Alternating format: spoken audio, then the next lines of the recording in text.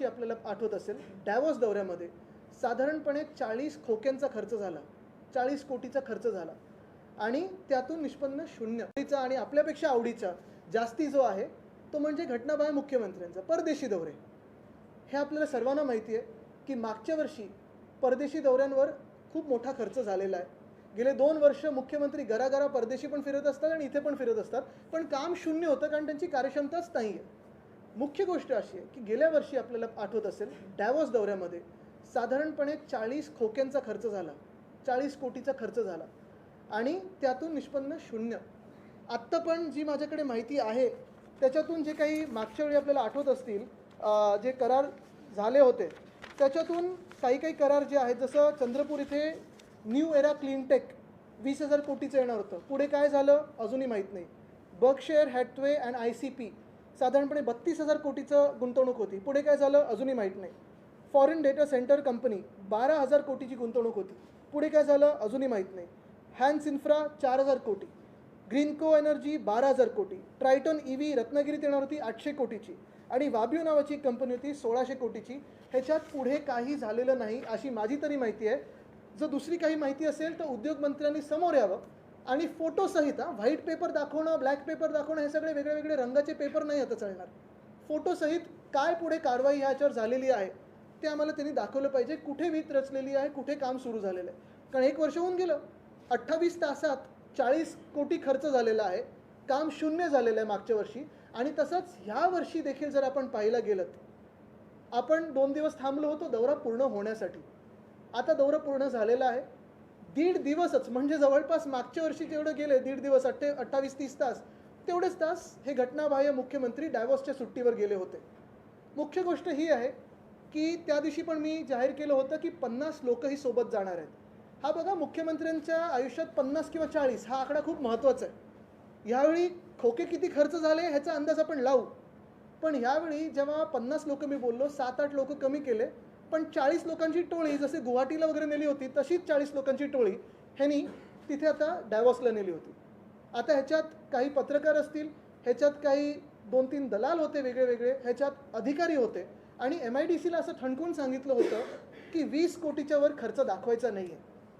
हे ठरल्यानंतर MIDCनी 20 कोटीच्या खर्चाप्रमाणे जी काही लोकं न्यायची होती ती नेली असतील, पण ह्याच सोबत MMRDA असेल, महाप्रीत असेल, अजून 1-2 संस्था आहेत, ह्या संस्थेनी स्वतःचा खर्च आता दाखवायचं प्रावधान थोडं केलेलं आहे, ते थोडं प्रयत्न करत आहेत.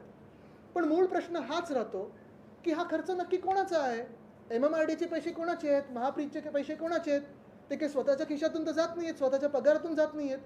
हे पैसे महाराष्ट्राच्या तिजोरीतून जात आहेत, म्हणजे तुमच्या आमच्या टॅक्स पेयर्सच्या खिशातून जात आहेत. बरं, हे सगळं केल्यानंतर, एवढा सगळा खर्च, 40 लोक ही पूर्ण फौजफाटा नेल्यानंतर केलं काय तिथे मुख्यमंत्र्यांनी?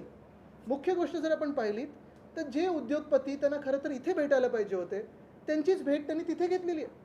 जे सगळे 3.5 लाख कोटी वगैरे करार, आज मला वाटतं काही ठिकाणी फटाके फुटले, होर्डिंग्स लागलेत, कोणी स्वागत केलं, हे सगळं दाखवायला लागतं त्यांना.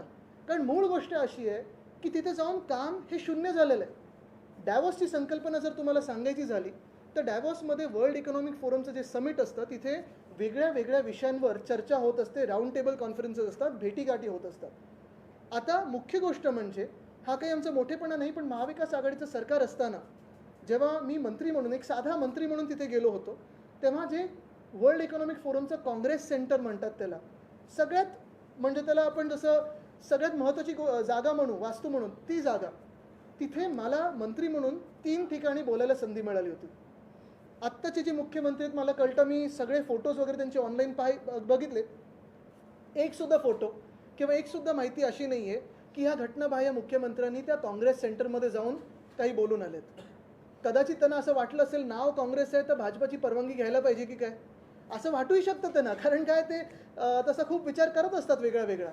पण मुख्य गोष्ट हीच आहे की जर तुम्ही तिथे काँग्रेस सेंटरमध्ये जाऊन महाराष्ट्राची भूमिका काय ही सांगू शकला नाहीत, तिथे वेगळ्या वेगळ्या प्लॅटफॉर्मवर जाऊन कृषी क्षेत्र असेल, पाणी असेल, इतर काही ग्रामविकास असेल, ह्या क्षेत्रावर जाऊन चर्चा करू शकला नाहीत, तिथे जाताना स्वतःची 40 लोकांची टोळी तुम्ही नेली, पण मित्रपक्षांमधून जी महत्त्वाची खात्यांची मंत्री आहेत, मग नगरविकास तर स्वतःकडे आहे, पण ग्रामविकास असेल, ऊर्जा असेल, पाण्याचं काही असेल, कृषीचं काही असेल, कोणालाच तुम्ही नेऊ शकला नाहीत. मूळ गोष्ट हीच आहे की जे एमओयूज तुम्हाला सही करायचे होते, इतर स्पष्ट गोष्ट आणि सत्य गोष्ट ही आहे की जे एमओयूज सही झालेले आहेत, ज्याच्यावर सही केले आत्ता, काही एमओयूज आपण पाहिलं असेल, जसं एक Hyundai नावाची कंपनी आहे किंवा एक ज्वेलरीचं एक काहीतरी मोठं बोर्स येतं आहे, हे आमच्यावेळी देखील त्यांची चर्चा झाली होती. मध्यंतरीच्या काळात उपमुख्यमंत्री महोदय देवेंद्र फडणवीसजी यांच्यासोबत देखील चर्चा झाली. पण हे सगळे एमओयूज त्यांनी 1 वर्ष खोळंबून ठेवले आणि तिथे जाऊन हे सही करून आलेले आहेत. गंमत अशी आहे की मागच्या वर्षीचे जे कमिटमेंट्स होते, म्हणजे वर्ल्ड इकॉनॉमिक फोरमबरोबर त्यांनी काही प्लॅटफॉर्म पार्टनरशिप केल्या होत्या. प्लॅटफॉर्म पार्टनरशिप म्हणजे काय, की वर्ल्ड इकॉनॉमिक फोरमचे जे एक्सपर्ट्स आहेत, तज्ज्ञ मंडळी आहेत, त्यांच्यासोबत एक करार केला होता की कृषी क्षेत्र असेल, 1-2 अजून वेगळ्या क्षेत्रांवर आम्ही सतत तुमच्याबरोबर एक भेटीगाठी करत राहू आणि महाराष्ट्रासाठी जे हिताचं आहे ते करू.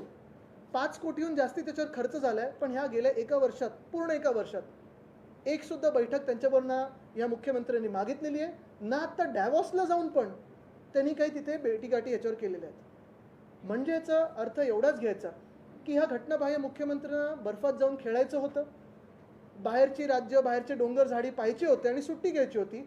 कारण एवढा जो खर्च त्यांनी केला आहे, तेवढाच जर खर्च त्यांनी आपल्या महाराष्ट्रात केला असतं तर डॅवॉसपेक्षा जे अनेक पटीने मोठं त्यांचं स्वतःचं आता विकत घेतलेलं जे गाव आहे, जिथे 2 हेलिपॅड्स आहेत, तिथे ह्या सगळ्या मंडळीला आणलं असतं तर महाराष्ट्राचा काहीतरी फायदा तरी झाला असता.